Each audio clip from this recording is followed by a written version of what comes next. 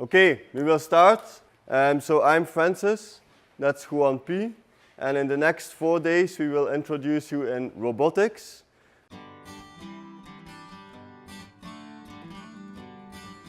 Bueno, el taller se repite 3 veces, hay 3 repeticiones del mismo taller y empieza con el módulo para tutores.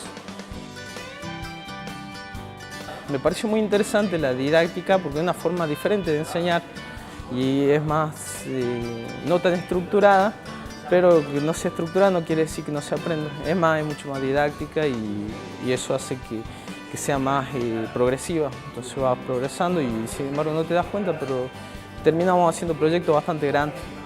So they have to come up with solutions by themselves, they have to interact a lot and things like that, things which they usually not used to. Para mí, por lo menos, innovadora en cuanto a las formas en que Franz y Juan Pablo desarrollaron el taller. Me pareció muy bueno. Here in Salta, it's a pilot project in collaboration with Google. But afterwards, we plan to have many more projects on an international level. And our end goal is to bring all these teachers from all these countries together on some virtual platform where they can interact. Una vez que terminamos con los tutores, empieza el taller con alumnos. El taller con alumnos no tiene carga teórica, entonces se les hace practicar con las mismas herramientas que practicaron los profes, la parte de programación. Los chicos, el rango de edad es de 12 a 18, así que hay algunos a quienes enseñarle programación de cero, pero lo aprenden de una manera lúdica y sencilla, así que no hemos tenido problemas por la primera iteración.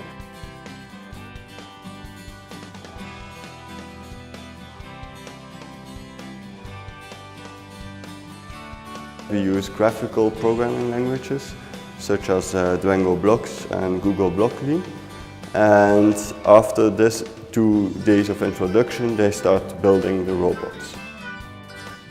Tenemos que lograr que el robot, primeramente nos dio un ejercicio que es que forme un cuadrado y bueno, para mediante eso le tenemos que colocar unos sensores y cada cual le ve dónde le va a ubicar, digamos, para que pueda girar y pasar las pruebas. Ahora es apagar una vela esquivando unos obstáculos. De chiquita siempre desarmaba linterna, entonces me encantaba saber qué es lo que había dentro de las cosas y bueno, para entender más o menos cómo funcionan o cómo programar para que funcionen las cosas. Programamos una placa con un par de sensores y cuando se activa un sensor gira la placa, gira la rueda contraria. Y además tiene un par de sensores que detectan los obstáculos, que cuando se activan esos sensores se activa la rueda de ese sensor. Con el objetivo de hacer un evento final donde los robots de los distintos grupos compitan entre ellos. El desafío más grande es hacer funcionar los sensores, digamos, programar bien y entender la lógica del programa. O sea, aunque la verdad no es tan importante ganar la competencia, pero por lo menos queremos participar y que nos vaya bien. Por nuestra parte, lo que vemos como importancia es convertir a los chicos no solo en usuarios, sino en productores, de alguna manera, en generadores de tecnologías y de soluciones.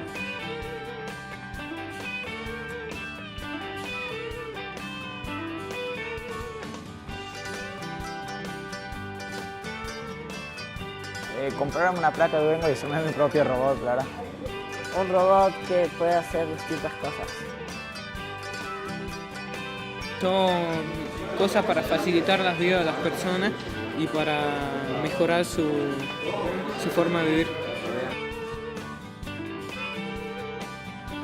No sé, seguir luz, pelear contra otros robots. Que pudiese, no sé, limpiar mi pieza.